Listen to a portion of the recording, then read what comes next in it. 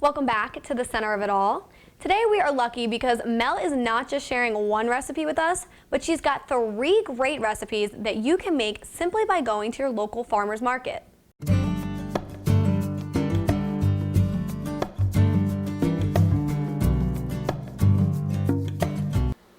In the heat of the summer and into the fall, my family craves the bold flavors of the American Southwest.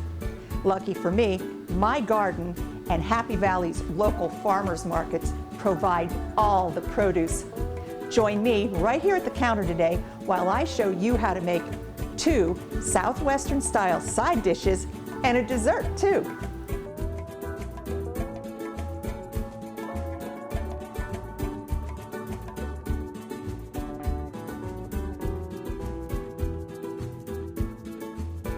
Baked corn casseroles are common throughout the Midwest, and this Southwestern style version couldn't be easier to put together. I'm going to start by putting I have put 1 cup of cream in 2 really big, I'm using jumbo eggs. If you don't have jumbo eggs, use 3 large eggs. Just use an ordinary fork to whisk this together. And I'm going to add 2 tablespoons of pancake mix in place of flour because it's got the baking powder already in it for you.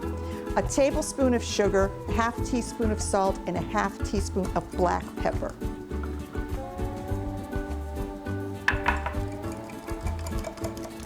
So we've got a nice, thick, drizzly batter. Exactly as it should be. We'll set this to the side. And in a large bowl, now if you have shaved corn kernels, like right off of grilled corn, use it. But trust me when I tell you, canned corn kernels are no compromise. And I've got 4 cups, which would be about 2 cans of corn. Every recipe for a corn casserole will call for cream corn. My homemade recipe is on the blog. This is 1 can of creamed corn.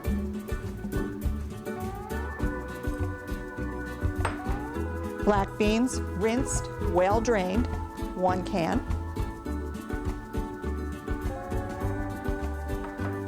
½ cup of green onion, scallion, common to all Southwestern food. And a small can, 4.5 ounces of green chilies. And the only thing I do with the green chilies that's a little different is I do put them in a colander and I drain them of the excess liquid that's in the can. Got my rubber spatula. I'm going to fold all of these ingredients together.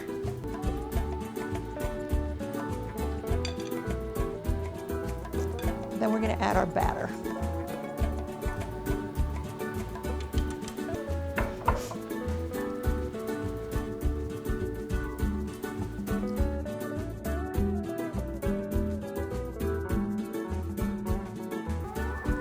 It's mixed. I'm going to trade this out.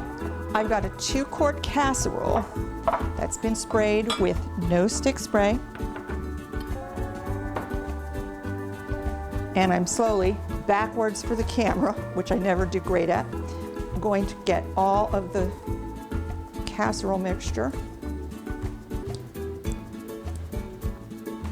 Now, for the time being, I'm going to set this aside while we make our next dish because they're both going to bake together in the same oven. But this will bake in a 350-degree oven for 1 hour. And the moment it comes out of the oven, we're going to top it with 4 to 6 ounces of grated cheese. Stick it back in for just maybe 30 to 60 seconds to melt the cheese over the top.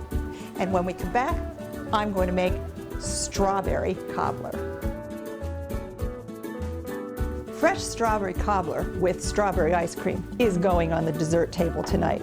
And for the record, if you didn't know, just like blueberries, strawberries make superb cobbler. And I started by melting 1 stick of salted butter in the bottom of a 2-quart casserole. And I like to use glass because I can keep an eye on it while it bakes and see that the bottom isn't over browning. In a nice big bowl, we're going to make our batter, which comes next. And I've got a cup of milk,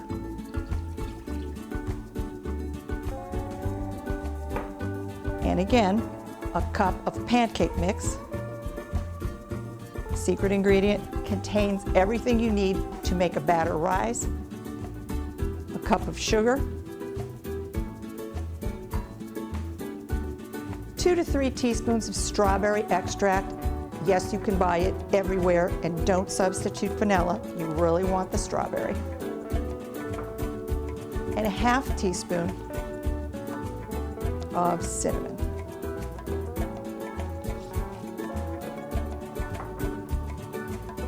I'm going to pick up my whisk, get this all together. And a slightly lumpy batter here is going to be fine. It's going to be great.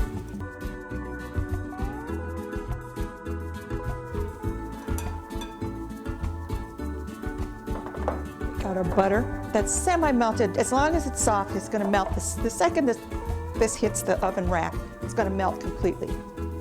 We're going to transfer all of the batter to the top of the butter. Baking a cobbler is exactly the opposite of so many other things when you bake. So we've got our batter in there.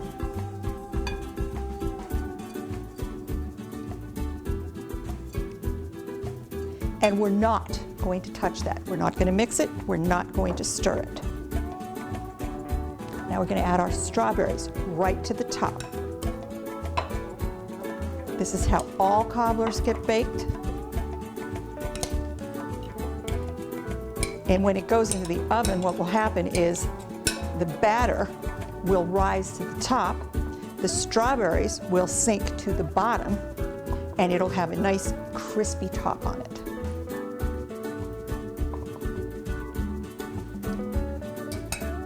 And now this will go into the 350-degree oven for 35 to 40 minutes. So we're going to put both of these right into the oven together.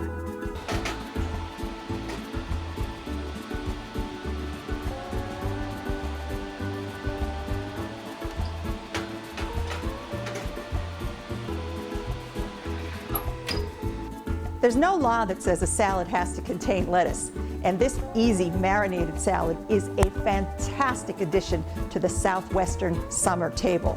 We've got a cup and a half of sliced cherry tomatoes, a cup and a half of unpeeled garden cucumbers, a half cup of garlicky olives, and a quarter cup of red onion. You can substitute green onion. For my dressing, I've got a quarter cup of oil, and I just use generic vegetable oil for this, 2 tablespoons of red wine vinegar, a tablespoon of sugar, which really balances out the acid in the olives, and a teaspoon of Mexican oregano.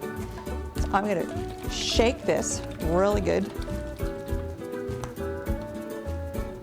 Put this right on the top.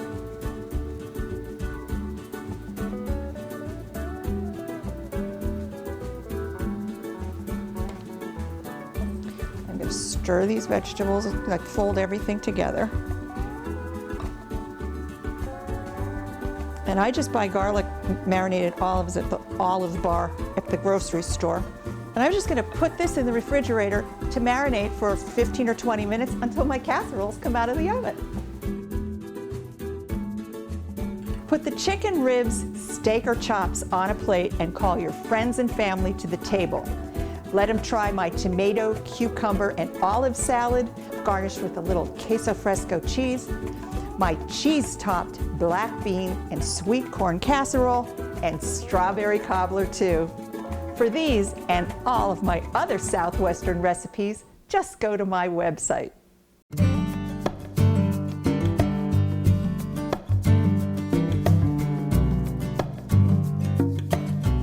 Thank you, Mel, for these 3 delicious recipes, and I can definitely say they smell amazing. But I am definitely most excited for the strawberry cobbler over here because, as you guys know, I have a giant sweet tooth. But before we dig in, when we come back, we'll be taking a look at how members in the community in Juniata County are helping to honor our fallen heroes.